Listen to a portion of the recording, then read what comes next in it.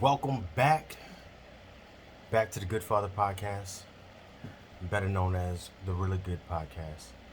I'm your host, Safari. Today, we're going to be talking about domestic violence, protective orders. What can you do? What should you do? What's the result? Can you fight it? Yes, yes, yes, and yes. Um, Before we get into all of that, uh, new to the YouTube, so like, comment, share, subscribe. I'm trying to get to 10 subscribers. I got one. God bless.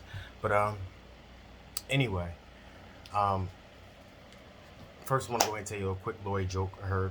It was good. Whenever I talk about law stuff, I'm gonna start softening it up with a lawyer joke. So a man stood up in the interrogation room and said, "I'm not saying a word until my lawyer's present." And the police officer says, "You are the lawyer." And the man says, "I know. Where's my present?" All right, so let's get into this domestic violence protective orders. Now, again, just want to let everybody know this information I'm giving is for men, for those good fathers, the guys who find themselves in a crazy situation. They've done everything right, and they just want to be in their kid's life. Again, them and the wife aren't working out. It's fine, but they just want to be there for their kids. Those are the guys I'm here trying to help. So without further ado, let's get into it. When it comes to domestic violence, protective orders, a lot of guys lose out because they just don't understand. And a lot of guys just really never have dealings with court. So, with that being said, when they get this knock on the door from the police, or they get met with the police telling them that, hey, you got this protective order, you can't go back home, you can't see your kids, you can't talk to your wife, or your girlfriend, or whatever, or your significant other. You can't speak to them, can't see the kids, none of that. Now, your first emotion is going to be, let me run. Let me go and scream and call her and tell her how much she's a B and F her and all of this and that. And you have all this emotion running through you. But as I said before, the first thing you want to do is stop. Now, if you know a good lawyer, a competent one, definitely contact them and get some help. If you can't afford it, you may have to go at it alone, like myself. I started my journey all by myself, but fortunately for me, I had some idea of how the legal system worked. But again, as I always said, I went ahead and took a course online, and I'll make sure to leave a link for the course. But jurisdictionary is what I used, but I'll leave a link in the description so you guys can check that out. But using this process, basically, what it came down to for me was that initially I started out. I got this protective order from the police saying that, hey, and believe it or not, coincidentally, me and my ex were both at the police station at the same time filing a protective order. And maybe I should take a step back on how this protective order started. Um, October 12th, 2012, my kid's mom decided that she didn't want to be with me and we wouldn't break up. Whole little thing happened behind that, but I'll go into that another time. But pretty much, the relationship ended on October 12th. She decided to leave, and up to this point, we've never had any physical altercations or whatever. Never, no hitting. Now, when we first got together, she swung on me for something stupid. But anyway, besides that, I've never acted aggressive to her in any manner because it's not how I do. I'm a man, and for the most part, men can destroy women. And I'm not saying that to be disrespectful. I'm just saying it as a physical fact. So, it's no need for me to exercise my strength or aggression, physical aggression towards a woman. There's no benefit for it. Anyway, so we break up, um, exchanging the kids back and forth for a time. Um, she wants to have, she needed a break because it was difficult with her having the kids by herself. So I took the kids, whatever had them with me. Um, Not a big deal. Took them to school, did whatever we had to do for the kids during that little period of time. And then it got to a point where, come December, 3 months after this all happened, um, we went ahead and she decided to get upset because she didn't show up on Christmas like she said she would. And after that, I was like, look, I'm not sending the kids with you because you're not responsible. That's what it came down to. And at the time, there was no protective order in place, so therefore, I had just as much right to the children as she did.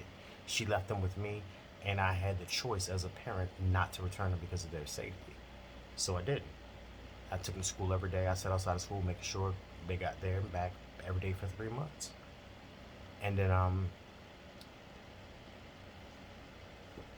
again, we'll take a step back. So, again, it was October to December. Come December 31st, she decides to go ahead and come to my house, try to kick my door in, and she calls the whole scene. She calls the police, and they say, "It's nothing we can do. There's no protective order in place. We can't go in and take the kids. Can't do it. You got to go to court and sort it out that way." So she decides to run and go get a protective order. I catch wind of it, her talking to the police, so I go right one too, because she got my door kicking that crazy with the kids in the house. And I apologize for talking fast, but again, like I said, she decided to act crazy and kick the door down and try to kick the door down. So I called as well. So we go down there. We both get our temporary protective orders. Don't talk to each other. Not a big deal. Go to court the next day, and the judge is like, "You're saying he beat you 3 months ago, and all this time you've seen him and you've been dealing with him and you've had no issues, and now today, because of this incident that happened yesterday, now you want to file a protective order to get custody?" The judge saw right through it, dismissed it. I'm thinking it's a done deal, so we'll file for custody and we'll handle it that way. No, sir. She did something what's called jurisdiction shopping, meaning that she didn't get what she wanted in one jurisdiction, so she went to another jurisdiction. She went from the city to the county, and there was a more sympathetic judge, and I wasn't aware, so I couldn't go there as well. Um, and she got a temporary order. Cops came in, took the kids out the house, everything, the whole 9 yards. Nothing I could do, just had to wait. So, go to court. It was only a couple days later, 3 days later, go to court, talk to the judge, explain to him what was going on, and letting the judge know, like she just filed this in Baltimore City, like a week ago, like 3 months ago, and it got dismissed. I have the paperwork for it. It's right here. It got dismissed, and now she is filed it here, and like you can't do that. And right as the judge was like, "Wow, like yeah, you can't do that," she yelled out in a panic that I was abusing my kids. And I'm like, this wasn't even in the paperwork that she had originally put down, that I abused my kids. So her original allegation was that I abused her, and then after that didn't work, the allegation came that I abused the kids. And then because she said it in court, the judge had to act on it and had to do something to figure out what's going on. So, okay, not a big deal. Answer a couple questions. We'll figure this out. We'll see if she's lying. Well, this one was cunning. She decided to go ahead and go to the police the next day, saying that I called her over the phone, which I did not do. She didn't produce any phone records or nothing, but just said that I called her over the phone, and she wasn't happy about it. Now, mind you, I didn't know there was a protective order in place. Let me take a step back. So this was, again, she called me. Let me take it back. I knew the protective order was in place, but she called me. I did not call her. She called me, and not even thinking, I answered the phone. Like, "What's up? What's wrong? Is the girls okay? Is everything fine?" No, she just called me a couple names and hung up. I'm not thinking anything about it. She goes to the court after that phone call and says that I called her on the phone to talk to her, and that I was threatening her, and they issued a warrant for my arrest. So then the police came to my house and arrested me for the first time. Second charge, second claim of basically the same incident of choking her and then now abusing my kids. Fast forward, I'm locked up now. During this time I'm locked up because they locked me up for 27 days, no bail. I'm a menace to society. I'm dangerous. Mind you, I've been locked up before this. So they go ahead, lock me up for 27 days. I write a habeas corpus to the court, get the court to review my case and get my bail again, explain to the judge what happened, and let the judge know that I was never even served with the protective order as far as, because again, well, no, let me take it back. That was a separate incident. So that's another story. But in this instance, pretty much explained to the judge that, like, hey, as far as the situation is concerned, I did not call this woman, and there's nothing of it, anything. And during this alleged phone call, because let me take it back, that was the first phone call, but the second phone call that she made to me, the one that actually got me arrested, was pretty much she told the police and the court that I spoke to her, in that I didn't threaten her, I didn't make nothing like that, but I was talking to her about the children, and she didn't like my tone, and she was really upset about it. It made her uncomfortable.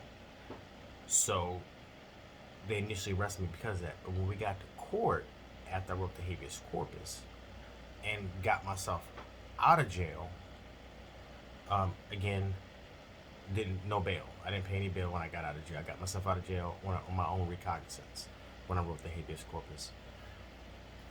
But I got myself out of jail, and upon getting out of jail, after dealing with the lawyer, I went ahead and contacted Child Protective Services, come to find out that, hey, I didn't abuse my kids. They found out that she was lying. It was all BS. But at this time, the damage had already been done. She had already went to court while I was locked up, got the protective order extended out permanently for a year. And then I had to file an appeal, which took a few months. I wound up getting this information like in May. I didn't get back into court for my appeal until October. But when I got to court in October, the judge was just like shaking his head like, are you kidding me? Like, yeah, all this happened and I didn't do anything, and all these stipulations in here, I can't see my kids. And again, I was innocent, completely innocent. But the way they do it is you're guilty until proven innocent with these claims. And luckily for me, I didn't act like a fool. I just remained patient and knew that the process, if I remained patient, and obviously I didn't do it, I would be cleared, and I was. So, all I have to say this is that after my year of having this protective order in place, come time to renew, she forgot all about it. She didn't file a renew. The letter came out. She didn't put a request. Well, no, it didn't come out. She had to do it on her own. She never said anything to court. 14 days after it expired, she requested that the court go ahead and extend it out, and I promptly responded to the court saying, no, do not do that. I basically wrote a rebuttal to her request to extend it, saying that statutorily she's out of her bounds, that she had to do it within 1 year, and she didn't meet the time frame. She failed to do so, and because of that, since it expired after 1 year, it couldn't be renewed. And that was the beginning of how I got custody of my kids. But yeah, got that protective order dismissed. It took a year. I mean, not dismissed, but I got it dropped and denied to get extended after following the process and going through there. And during that time, I did get to have my kids on a regular basis. So understand it, a regular basis. I got to see my kids constantly, every weekend, sometimes 3 to 4 days a week. I was seeing them. Still paying $1,000 a month child support. But that'll be a whole nother video. We'll talk to you next about child support and how to prepare for that and some things. So, again, just want to put this out there, disclaimer, I'm not a lawyer. I don't provide legal advice. Again, always find yourself a competent legal attorney. If you can't afford one and you have a few dollars, go ahead and sign up for the jurisdictionary program and educate yourself along with getting the lawyer, because that program will allow you to get an understanding of how the legal system works, so that you can't get railroaded, somebody can't just take your money. So, with that being said, thank you so much for your time, and if you stuck around this long, thank you so much. I appreciate you for sharing your time with me. But again, I'll be dropping more videos, consistently passing you this information. If you have any questions, drop it in a comment. You can email me at thegoodfather1110@gmail.com. Thegoodfather1110@gmail.com. Thanks a lot. Guys, have a good one.